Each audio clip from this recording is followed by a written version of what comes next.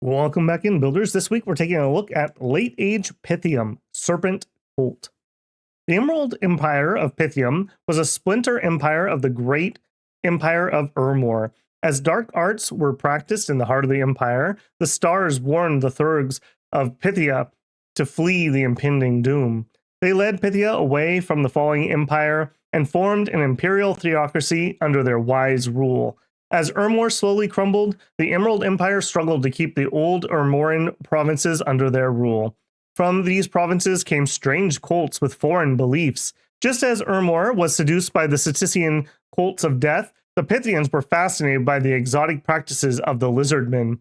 With shadows lingering near, the Successian cults were particularly seductive. No other people had such knowledge of death and the dead. The popularity of the theurgs diminished, and the Serpent Cult gradually replaced the old state cult. But the Serpent Cult was not the only foreign cult to get a foothold in the empire. Heretical mystery cults flourished and threatened to cast the empire into disorder. Pythium uses a reformed legionary army with frontier soldiers and mobile field troops. The Serpent Cataphracts have received special status, and they have become the most respected force in the empire.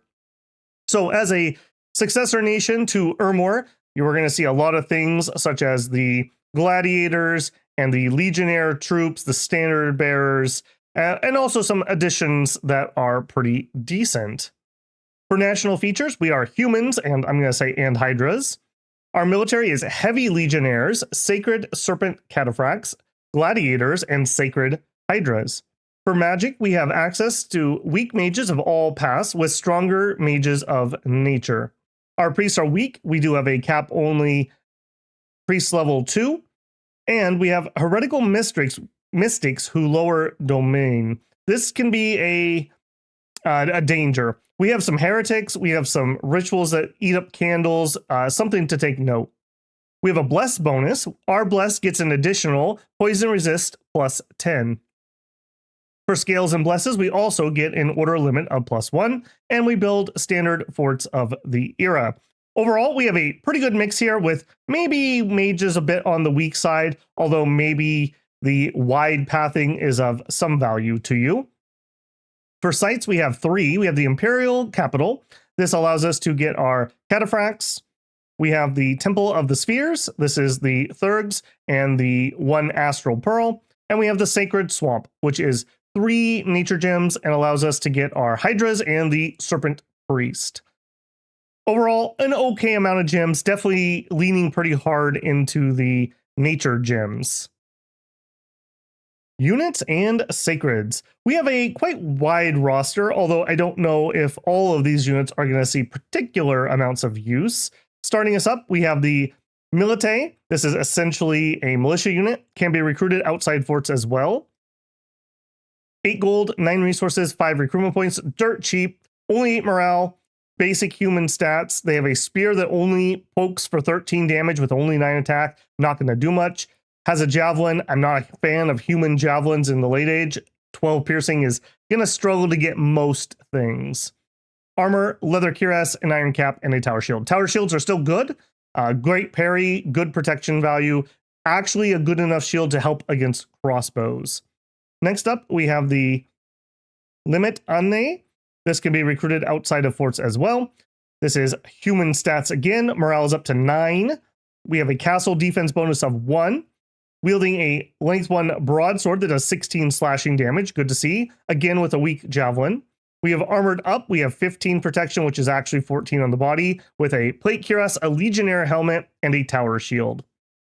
Next, we have both flavors of gladiator, both the Rhetarius and the gladiator itself. Rhetarius has a net and a trident. The trident is 11 attack for 22 piercing damage.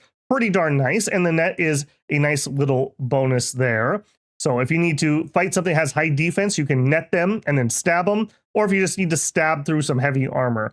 Do remember for both the Rhetarius and the gladiator, if they get a kill or if they take damage, they leave at the end of the fight, whether they survive or not. So these are kind of like guided missiles for you to help expand or take out a hard target or screen for more important troops. Lots and lots of uses here. Also of big note, 10 gold, 1 resource, 9 recruitment point. You can put in some high resource troops and then finish up your recruitment points by getting in some extra gladiators. The gladiator themselves is very, very similar. I should note they also have 14 morale, which is really nice. They have a flail. The flail has 2 attacks and gains a +2 against shielded units. So that could be a 14 attack times 2.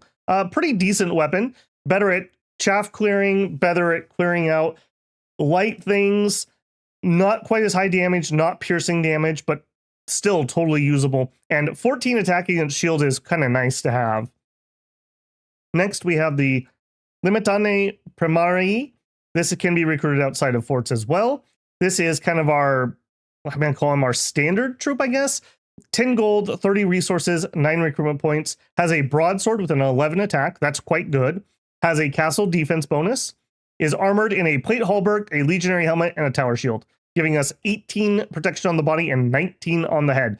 Quite nice. This is higher armor than usual for a line troop, and they have a weapon that is good enough against usual line troops. I like these a lot. We're also not paying for a javelin that I feel is not going to do very much. So I quite like this. Do note, this is 3 times as many resources as recruitment points, so production scales should be something to think about here. Next, we have the Comment Attents. My apologies on the pronunciations here. My Latin scholars are going to be in the comments. This is 15 gold, 26 resources, 21 recruitment points. Has only 14 protection on the body again. This is kind of I guess a lighter troop. Has the broadsword. Really good with it. These are better than human stats. And 12 attack with 17 slashing damage. And even the javelin's a little bit better because of the extra strength, although I don't like it. Plate cuirass, legionary helmet, and tower shield. These are good. The little less protection and having the javelin for almost the same amount of resources. I think I would rather stick with the Primarii if I was going to pick between those two. Next, we have the Palatine. This is 20 gold, 30 resources, 31 recruitment points. So quite an elite troop here. Better, way better than human stats. 13 HP, 12 strength, 12 attack. Great stats there. 13 morale. Has a 13 attack, 18 damage broadsword. That's pretty notable. That's a really nice attack. Armored in the plate halberd, legionary helmet, and the tower shield, giving us 18 on the body. Kind of our elite troop. We would definitely like to use these, but they are pretty pricey.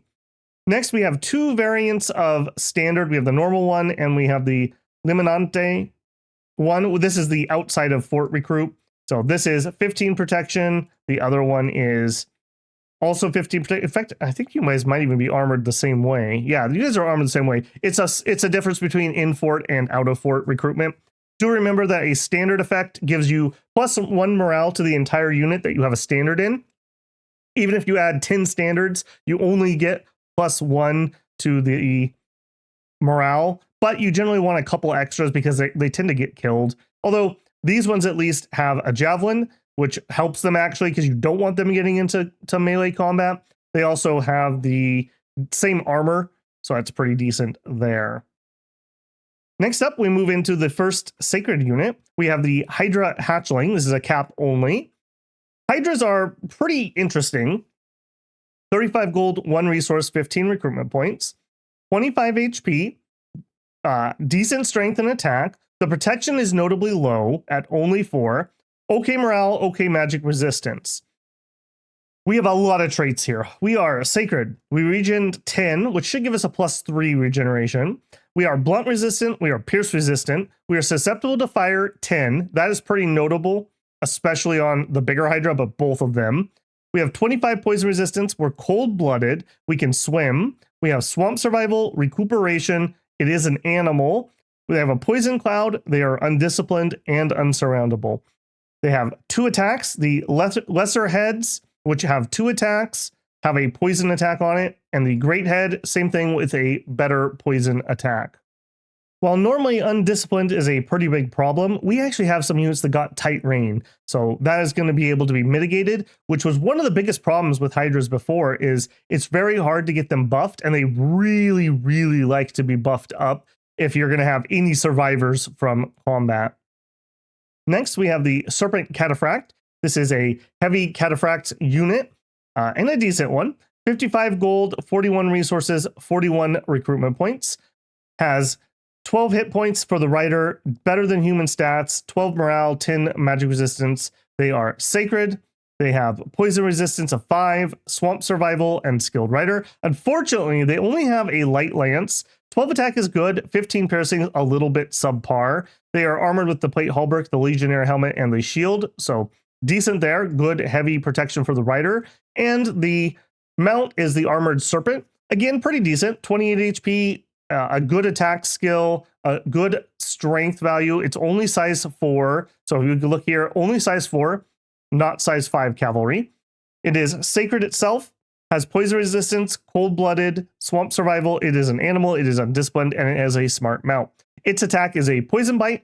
13 attack is good, has 15 slashing damage with a 20 armor negating, so you have to do damage to make this work, but it's fatigue damage. That can be good, just depends on the target. For normal troops, you probably would just prefer they had a more damaged poison. For like big super combatants, maybe you could tire them out using that. They are armored with cataphract barning, which is 13 on the body and 21 on the head, so that's pretty decent. Next, we have the Hydra. This can only be recruited in the capital. We are limited to 1 per turn.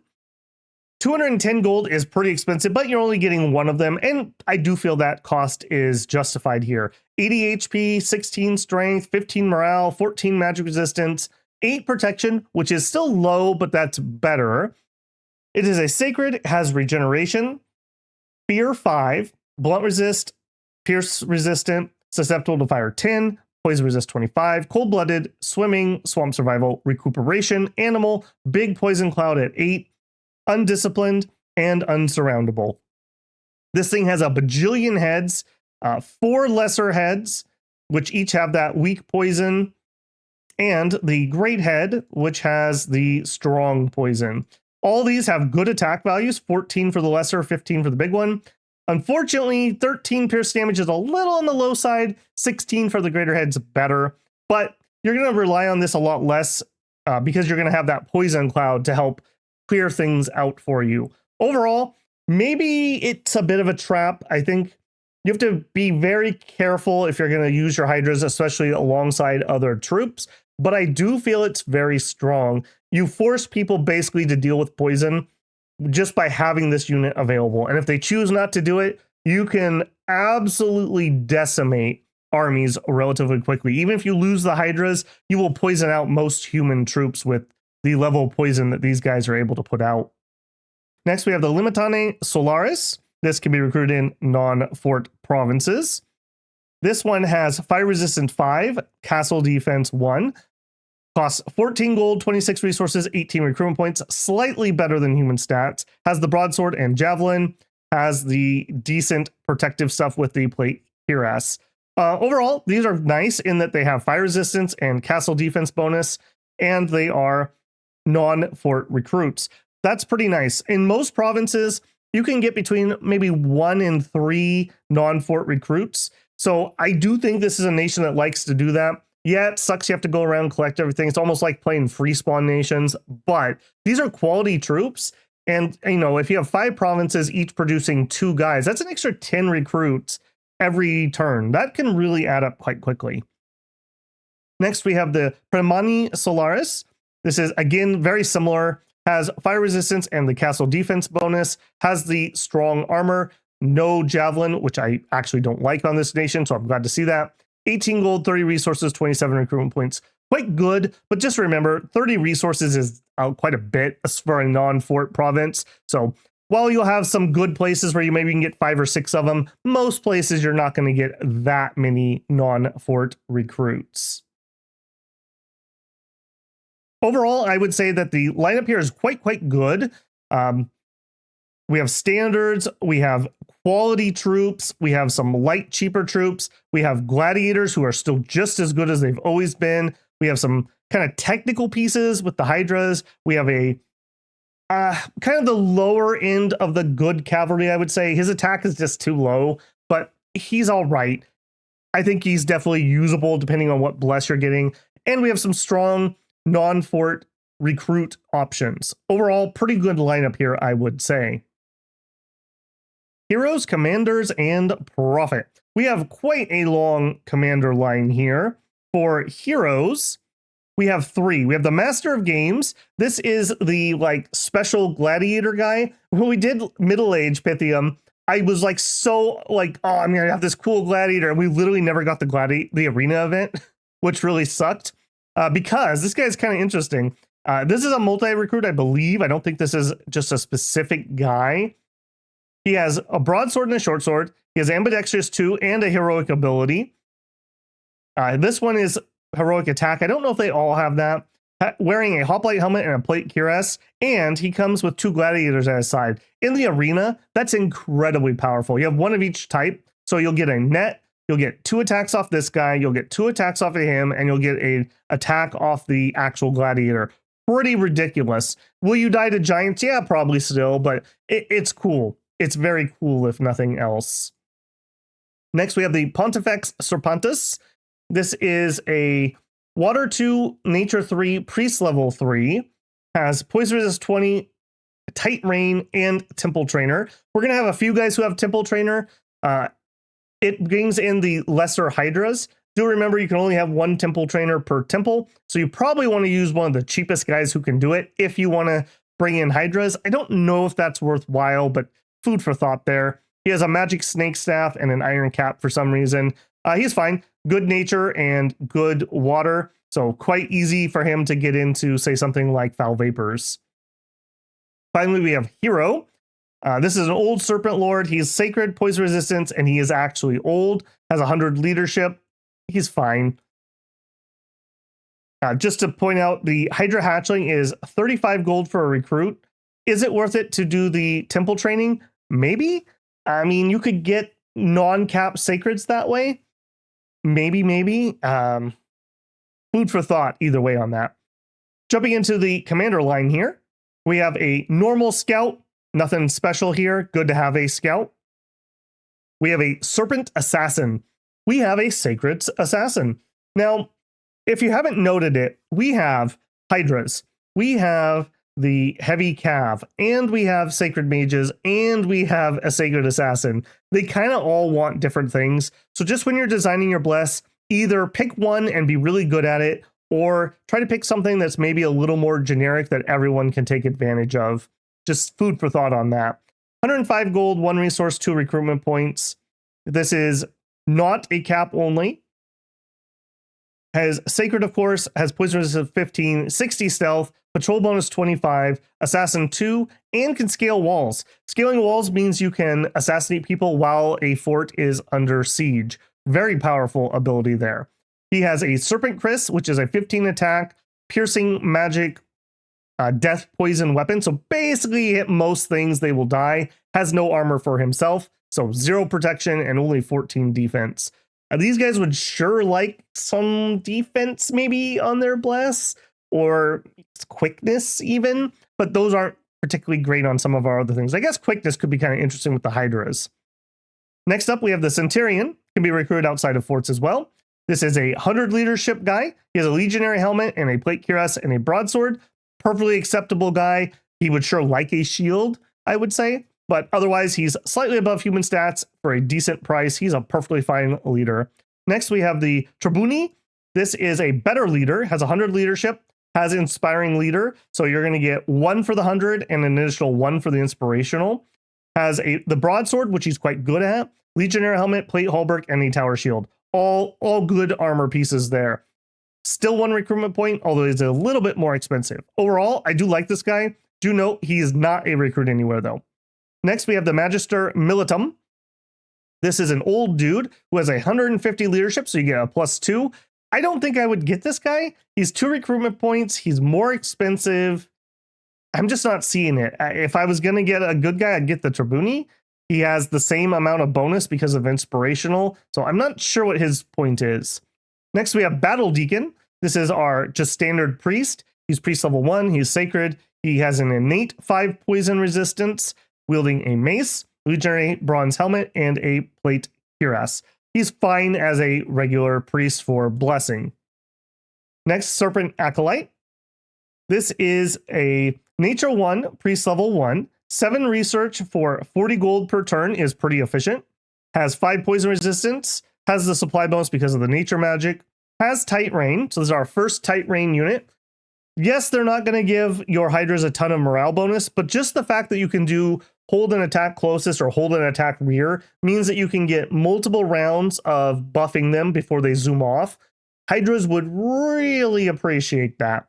So I do like these guys, or the better leaders that we're going to look at, but somebody to run around with hydras that has tight rain. Do note that he's not going to give them a ton of morale, so just food for thought on that. He is a cheap temple trainer. Is it worth it to have one of these guys train in a temple? Well, it's 40 gold upkeep per year. So in a year, you would get 12 sacred hydras out of that. Probably. I would probably put one of these in every temple if I can get that up and running. Next, we have the Renata. This is 210 gold, 1 resource, 2 recruitment points. Is a sacred mage that has water 1, death 1, and a 100% chance of water astral nature. That is a lot of low paths. I mean, I guess you could get a water 2, maybe. This is saying Stygian flesh is what they're going to want to buff for the most part.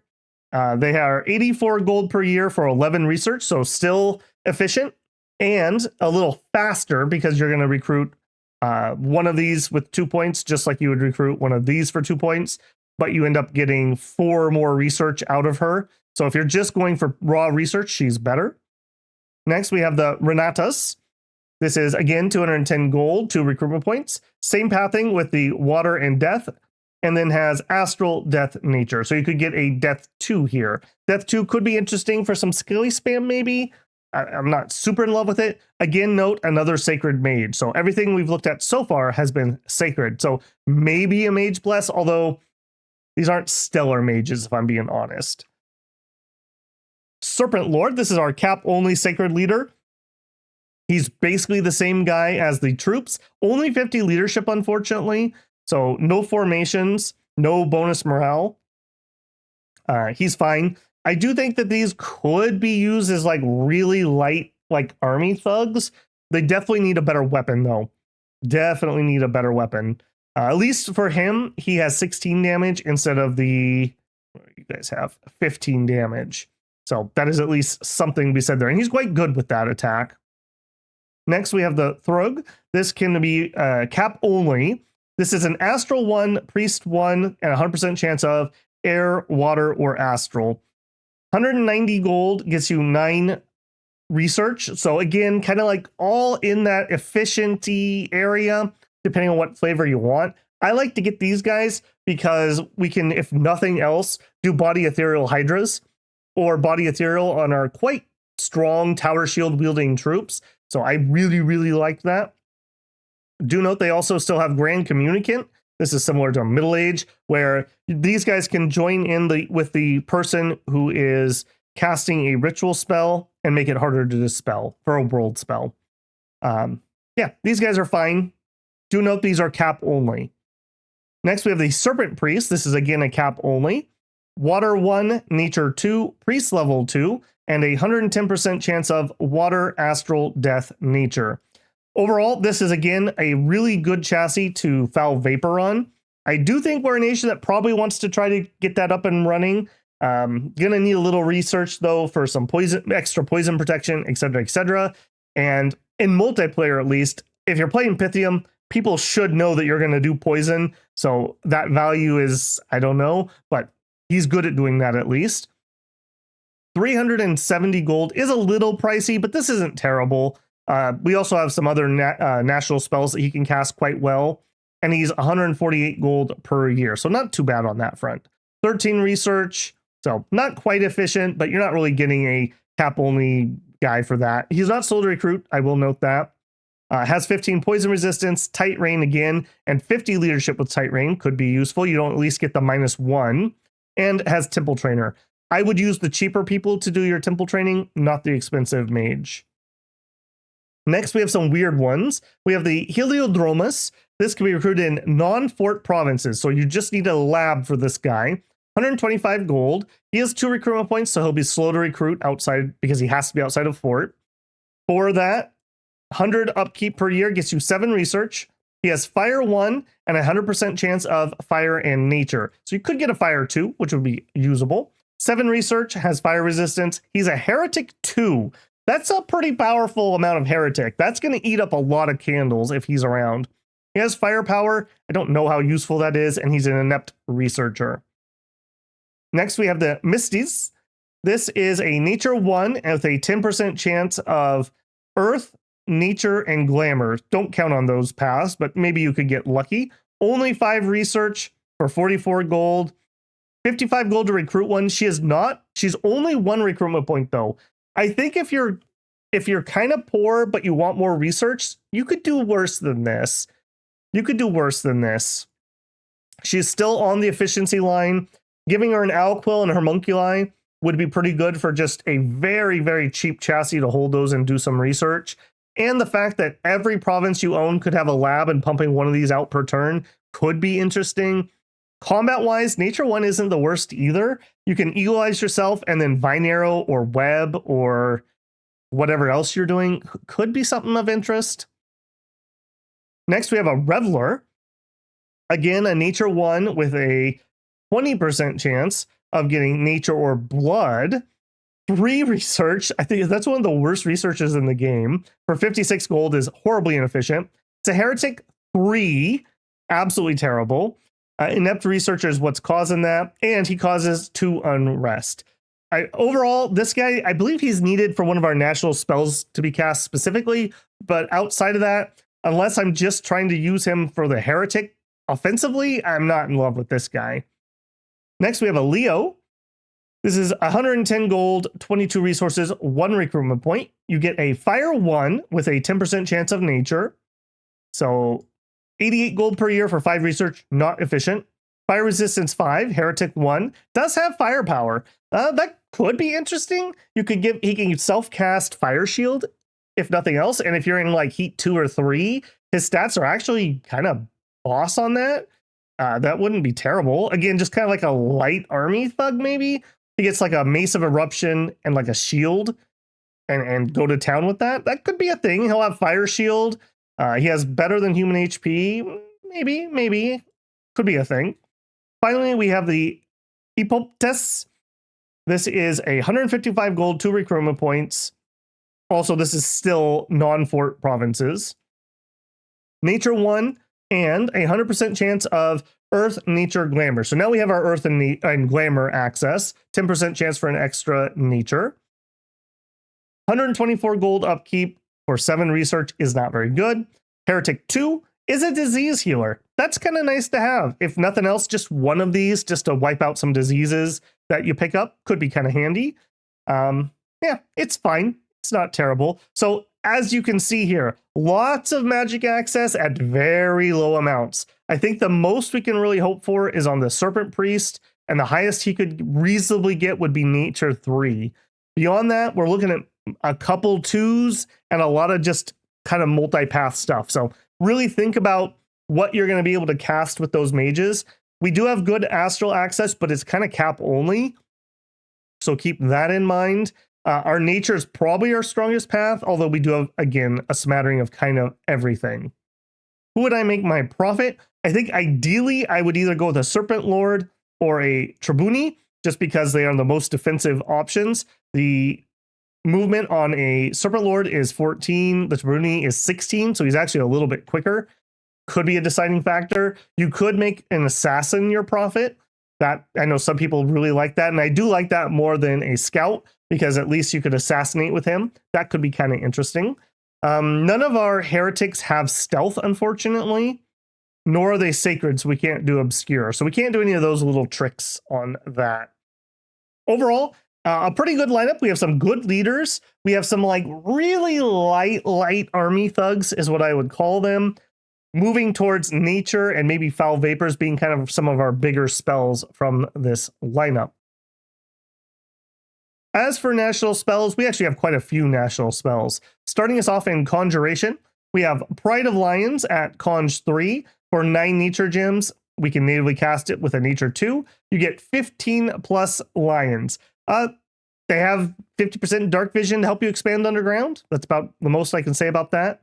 At Conjuration 5, we have Contact Lar. This is a great one. For 1 nature and 16 gems, we can summon in a quite good mage, actually. So I do think this is an area where you might want to invest quite a few of your nature gems. Remember, we have 3 nature income right off the bat. At Conjuration 8, we have Daughter of Typhoon. This is going to be kind of hard for us to cast natively. We don't really have good death access on a high nature chassis. This is kind of like God needing to do it. You need a 5 nature, 2 death. 30 nature gems isn't that much. You get a unique summon. I believe she's one of the ones affected. They changed unique summons where if they die, they're dead. You used to just be able to summon another one. Correct me if I'm wrong if she's not affected, but I'm pretty certain that's the case. A pretty strong unit. Let's actually go look at those right away before we move on to other ones. So, Daughter of Typhoon here, 220 HP, a sacred with regeneration, all the standard traits that we have from hydras. Okay, I take that back. She is immortal, so she'll just come back if she dies. So I guess we don't need to worry about her dying. That actually ups the value quite a bit in my mind. A lot of attacks, an immortal head, which is kind of cool, does death poison. Just the regen alone, so that's going to be like 23 HP regen per round. That is quite strong. And you could stack that with a regen bless if you really wanted to. Pretty ridiculous there. We can summon the Lars. The Lar for only 16 nature gems. Just remember that. This is 16 gems. We get a Water 1, Earth 1, Nature 2. So you could give him a Thistle Mace, and then he could Strength of Gia up to Nature 4. Just keep that in mind. Quite nice. He's sacred, has magic resist, or excuse me, has poison resistant, is a magic being, doesn't eat, is ethereal, has stealth, force survival, recuperation, supply bonus, spirit sight, and reduces unrest by 2. Can help counteract some of those unrest causers. Could be pretty nice. I like him as just a mage, frankly. It's too bad he doesn't have some randoms or a little bit higher pathing because he doesn't really bring anything new, but that's fine. He's still a decent mage that we can summon in quite well. Here's our lions. Again, they have dark vision. I'm not the hugest fan of these, but they exist. Okay, let's jump back to spells. Next up in Thaumaturgy, I'm going to jump around here a little bit. We have the Tarobolium. This requires a Nature 1, Fire 1, costs 6 Nature, and can only be cast by a Heliodromus. If we look at the Heliodromus here, where are you at, Helio? So we need to hit the Nature on him. That's not too hard. 50% of them will have that, but just note, it has to be that mage. It can't be anyone else. We get Fire Magic +2, Nature Magic +1. So now he's going to be a Fire 3, Nature 2, gains an extra 3 Heretic, and it lasts for 1 year. I think I would use this if I was going to go sit like on an enemy capital, because Heretic 3 is quite a lot, and I believe he's already a Heretic 1 or 2. So that's a lot of Heretic to just wipe out enemy candles.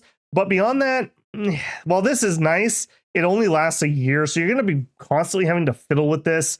I don't know. I'm not super duper in love with that. Finally, in enchantment, we have several more. In enchant 2, we have Gift of the Sacred Swamp. This is a Nature 1, Priest level 1 spell, and it's a range 15. Area effect is 5+. It grants poison resistance +10. That is quite a decent amount. Remember, our Bless also has some poison resist on it. And the fact that we can quite reliably get a Nature 2, maybe even a Nature 3, we can make this area effect 6 or even 7 pretty easily. And this is a great way to get all your legionary troops with poison resistance. Because if you're going to bring hydras, no matter how careful you are, your entire army is going to end up in that poison aura. It just always works that way. So quite nice there. Less painful to cast than, say, Awakened Tattoos would be kind of a comparable spell. I quite like it. At enchant 3, we have Keta Basis. This is a Death 1, Water 1, 8 Death gems. Has to be cast by a Renata or a Renatus. The Mystic of the Sacred River of death and rebirth descends in the underworld through the sacred river, prepares a path for the eventual return from the underworld. If the Renas or is slain, they go to the underworld to the province where the ritual is cast. So this is basically just like not life after death. Oh, why am I blanking on that? The oh my goodness, death twiceborn. This is like twiceborn, I believe. They might gain dark insights, and I think they might actually come back with some invulnerability. I'm not in love with that spell. I don't think it's worth it, but it does exist. Next, we have the Ipotea. This is a nature 1, 12 nature gems to cast. This is a great spell. Again, it's only 1 nature and 12 gems. This gives you growth +2, and it lasts until next spring. When you cast it, it costs you Dominion 3. So you can just give your important provinces 2 extra growth. Now the downside here, it only lasts 1 year. So you would be spending 12 nature gems, so basically 1 gem per month to cast this. I mean, that's fine. And you could do this on, say, your... Oh no, it has to be cast by an Apotis. So it's fine. I definitely would do this in like your bigger like citadel areas. I wish it was a little bit cheaper. 12 nature gems is not cheap. I mean, let's say you want to do 3 forts. That's 36 gems a year. Unless you're running Mother Oak, that's going to be really hard to justify. But it is good. It is growth +2. I do like that. Next, we have Awakened Hamadryad. This is the same as always. It requires nature 4, 25 nature gems. They're immobile Hamadryads, frankly. We'll look at them here in a second. And I believe that is all of ours. No, I am incorrect. We have one more. Don't get me, YouTube. We have the OG spell that is Blood 1 and Nature 1. Requires 1 Blood Slave. What does it give you? You get a Satyr Commander and 6 Maenads. I'm not in love with this. I wish this was a little bit better. You only have like a 20% chance to get blood on the guy who can cast this. You could get one for sure. How much blood hunting are we going to do? How much? I mean, yeah, it's only 1, but it takes a whole turn to cast. I don't know. I'm not super in love with that one. If we go back into our units here, this is the Satyr. So he causes unrest. He summons allies. I believe these are extra Maenads. It's only like 1 or 2 per turn. It's not a lot. They do have seduction, but it's a weak seduction. I believe it's morale versus 9. And remember, it's a dude, so you need female mages or leaders that you're going after. Has stealth, has berserk, causes some unrest. The Maenads are the same as always.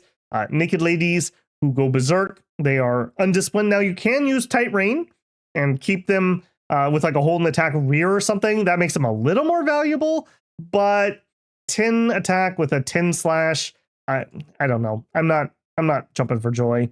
And just for completion's sake, here's the Hamadryad. It's a nature 3 mage. Comes in with 3d6 harpies at the beginning of battle. Because you need to cast these and they're immobile, I don't hate these inside of a fort. They can be kind of difficult to deal with. They have 18 protection naturally, and obviously you could bark skin up to be even higher. That could be kind of difficult for somebody to deal with. And some extra harpies is nice, and a big nature mage protecting your fort could be useful. They do have growth power and innate spellcaster, so they're going to cast a lot of whatever you've got. They could be okay. I don't know, barring 1 or 2 times ever I've ever really cast a Hamadryad and had them do anything that I felt was amazing. I think for us, our standouts are Daughter of Typhoon, an immortal Hydra is pretty cool, and the Lar. The Lar is a nice mage for only 16 gems. Other spells to think about here. I mentioned it before, but Strength of Gia could be an interesting one. You have a few people with a Thistle Mace who could get up to do it, and that gives you extra nature magic and regen and bark skin and strength. So for people who can do that, kind of consolidate some of their scripting down a little bit. Beyond that, do remember you have tight rein. So some of the animals that are normally like, all right, but man, it sucks that they run away. With tight rein, you can hold still and you could bark skin them. You could body ethereal them. You could give them the animal buffs. That could be kind of nice. That could be kind of nice to be able to do that. Beyond those, I'm going to call it body ethereal. I do really like that on hydras, especially. That really makes them an absolute terror. while you would prefer probably the earth buffs, we're not great at earth, so you're probably looking at giving them bark skin. Do note, they already have 10 fire susceptibility, so fire elementals or fire shields are going to absolutely wreck hydras. Maybe consider giving yourself some fire resistance on your bless. That might be worthwhile. Going into evocation, remember we have basically all paths, but they're very, very low. So you're going to be looking at a lot of these like single path things like fire darts or slime or etc. etc. Nothing I'm super duper excited about, if I'm being honest. Magic Duel is an option for us, but it's on a cap only mage. I think I would mostly consider this just the nations who are historically weak to Magic Duel. I think it's worth it there, but other nations probably could outduel you if they had to, so keep that in mind. In construction, unfortunately, we have a lot of mages who are not high enough to make really good stuff like boosters. We can get to Thistle Maces.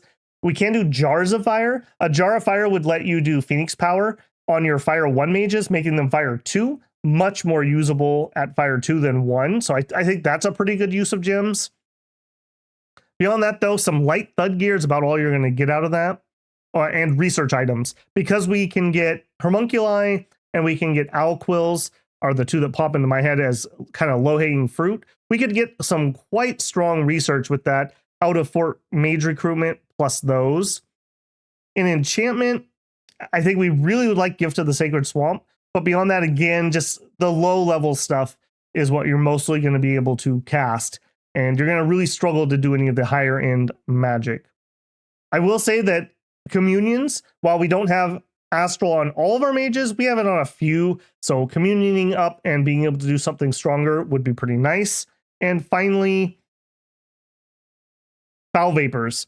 We can get a nature 3, and then we could give him a thistle mace, and he's good to go with our cap only nature mages for foul vapors. I do like this a lot. Just be prepared with enough poison resistance for your army to survive while the poison does its work. And luckily, if you can give them the poison resistance, we have troops who are plenty good at holding the line. Nice tower shields, 18-ish protection. They can hold out while the poison does the actual work. So can be pretty strong there. I didn't say it at the beginning, but as for national items, we have no national items. Okay, let's bring all that together. Late Age Pythium is a nation with a very wide pathing, so good for site searching, good for some general magic access, but we really struggle to get into anything that's going to really knock people out of the game. We can get some decent mages like this dude right here, Nature 3, Astral 1, Water 1. That's a pretty good mage, susceptible to being magic dueled himself though, so be careful. You can see I've had some of these guys come out, but a decent smattering. We could get into a communion and do something with that. I'm recruiting lots of out of fort people. So there's 2 there. I'm getting 3 per turn there, 3 per turn there, 4 per turn there. So as you can see, you can quite quickly build up a lot of forces, but you do have to run around and pick them up, which is fine, but it can be annoying if that's something that annoys you. The temple training, I think I moved the guy out who was doing it, but I do think it's worthwhile to be able to get a Hydra, so getting yourself lots of temples and then get a free sacred Hydra, and then again you're gonna have to run around and collect them all, but I think it's probably worthwhile. If nothing else, collect one big group of Hydras for just one like breaking case of emergency army that could just Hydra the heck out of somebody, or a throne. This throne right here was won mostly via poison, and I could do the same thing to this since it's mostly human troops. Overall, we really like to get our big infrastructure up so that we can do big recruits. Like if I did, let's get the really good guys. This is my cap recruit. Not a huge amount, but these are high quality. That mostly used up recruitment points. If we do it, let's say this, I could get even more. We could mix things up, because if we went back here a little bit, we could grab some extra gladiators that can really juice up, especially your expansion. But again, throw these against the throne, throw these against like the initial hit against the enemy's main army. Gladiators are just stupid efficient. You definitely want to make use of those if you can. We do have Hydras. If you plan on using the Hydras or your Sacred Cataphracts, You don't like cold because they're cold-blooded, so you're probably going to go heat, which means you're not going to have to worry about rivers freezing, ideally. So just another piece of food for thought there. Pretenders and scales. Remember that we have +1 to our maximum order, and our blessing gives us an extra 10 poison resist. If you're just shooting for, I'm going to rush foul vapors, I would even consider maybe adding like 5 more poison resist to that bless, just to really kick it up and make sure like none of your mages are going to die to a poison tick. But you also have some native spells for blessing poison resistance too, so maybe that would be overkill. We have a huge choice. This is what I like to see on nations of chassis. Things particular to call out, I would say, the usual suspects down here. I'm not like super into any of these. I will say a great sage with its inspiring researcher could be really good if you're getting those fast recruit non-fort mages. They only have 5 research, so giving them a +1 is already going to be a 20% bonus if they just walk into your capital and do their research there. That could be somewhat useful. Moving up to 2, I don't feel like we need an expander god, although you definitely, you always could use one. We do have virtue. Some people do love that. We're going to look at a virtue build. We have the Divine Emperor. For 90 points, I actually like this guy. He's a grand communicant. He gives you we're not going to be able to use the order thing, but he's a Dominion Strength 2, so you get an extra candle basically, and he comes in with Astral. Would I use this guy a ton? I would probably go Great Sage, but it is a cost difference of 20. That's not insignificant. If you want to go expanding things, the Bowls can expand. The Draken can definitely expand. Hound of Hades, we did a Hound of Hades build not too long ago on, I believe it was Arco. Very, very good. This thing can absolutely rip up the world for expansion.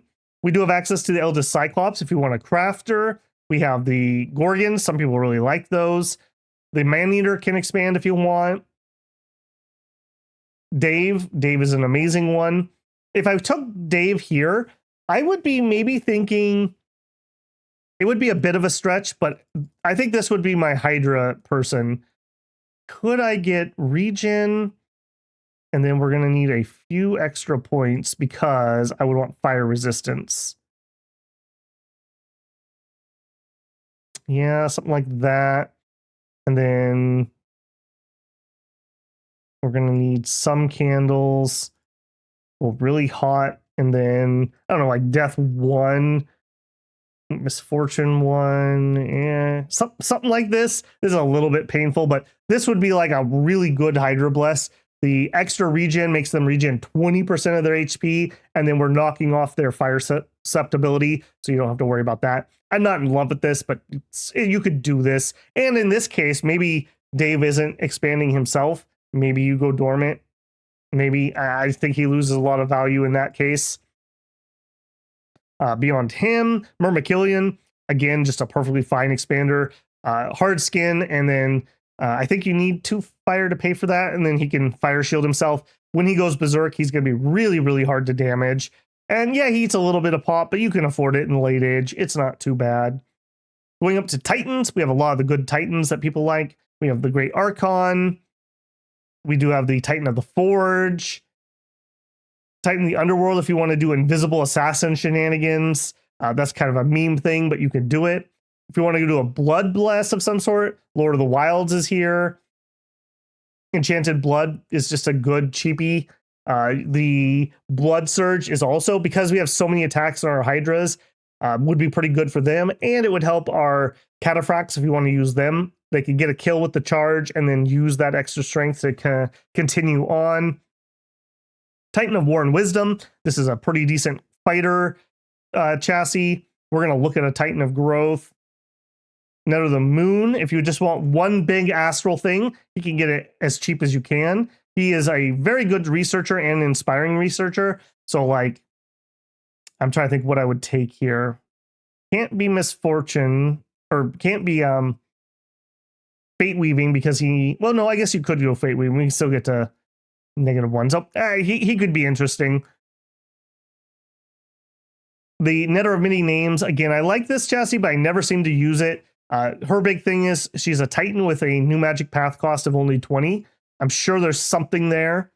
Moving up to the Dom 4 chassis, the Sacred Geyser. This is a pretty darn cheap chassis for quickness. Quickness on those hydras and your assassins would be pretty good. I think that could be something that would be interesting.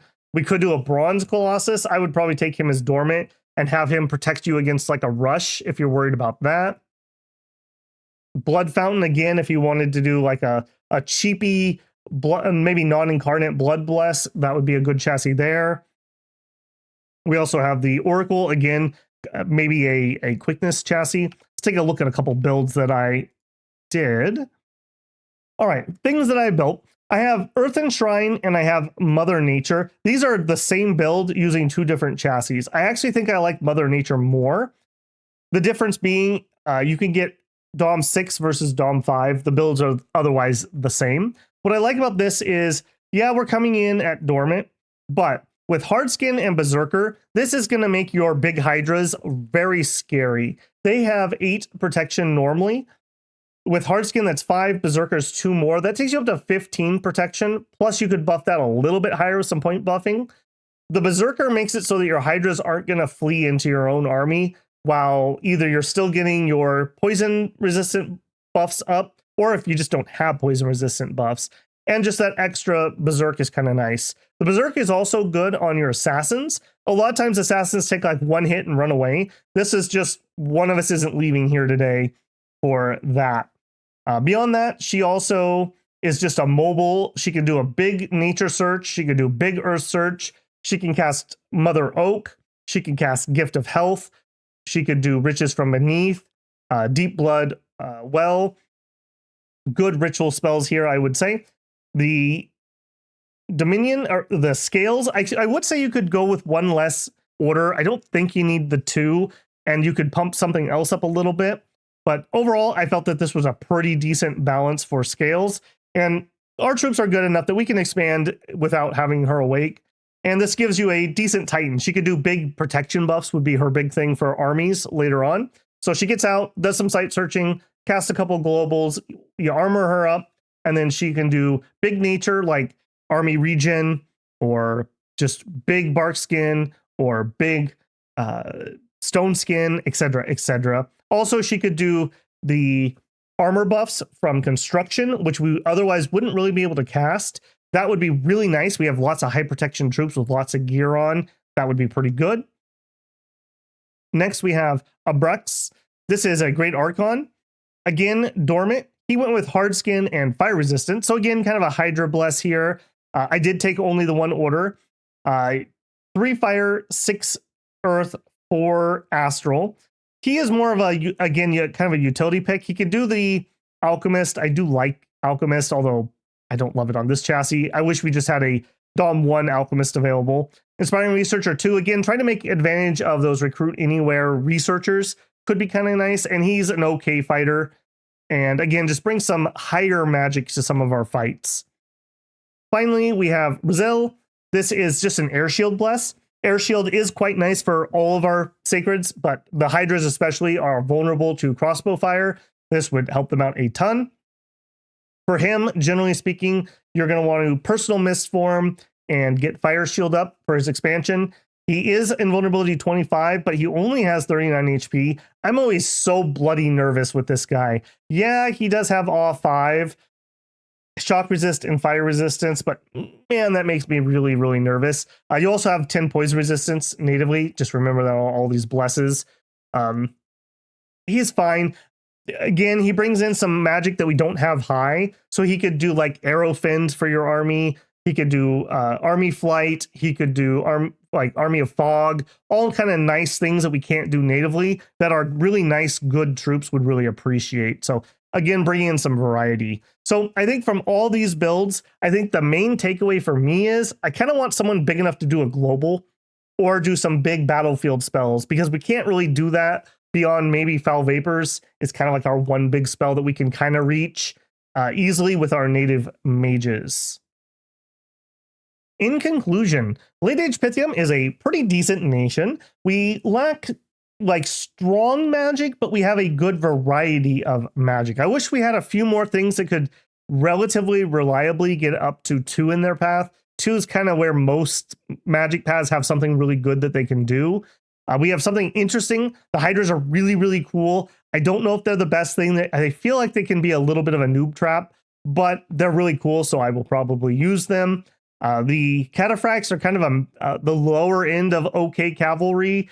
They really offensively don't carry the day. We have good troops. We have access to gladiator units who are really good. Overall, just a fun nation. I like them quite a bit, actually. And I think there's a lot of room for different blesses because we have an assassin, because we have hydras, because we have heavy cav, because we have sacred mages. So I think there's a lot of variety that you could do there. And they're just a solid nation with some outside of fort recruitment, which is kind of fun and useful action in this nation. Like I showed in the background of this game, you can actually, if with the right province, get some decent numbers of a very, very good troop. I mean, this guy's great. Perfectly fine troop here. So we're going to have big legions supported by hydras and some mediocre magic. And I think that's okay.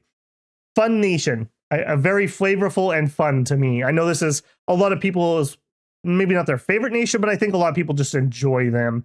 And it's nice to see one of the Ermorian successors actually still around and doing okay for themselves, at least compared to what happened to quite a lot of them. All right, builders, if you enjoyed this one, don't forget to leave a like on the video. That helps me a ton. If you're not subscribed, I hope I have earned your subscription with Pythium here. Join the Serpent Cult, join the builders. And as always, if you want to go above and beyond, you can always leave a super thanks. Join me live for a super chat.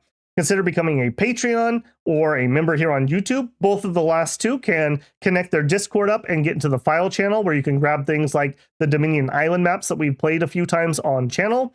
And if you are a member here on YouTube, don't forget you have early access to videos such as this pregame video and whatever else I'm working on at the time. Either way, thank you everyone for your support. Get out there and found a Serpent Cult, and I'll see you on stream. Babble out.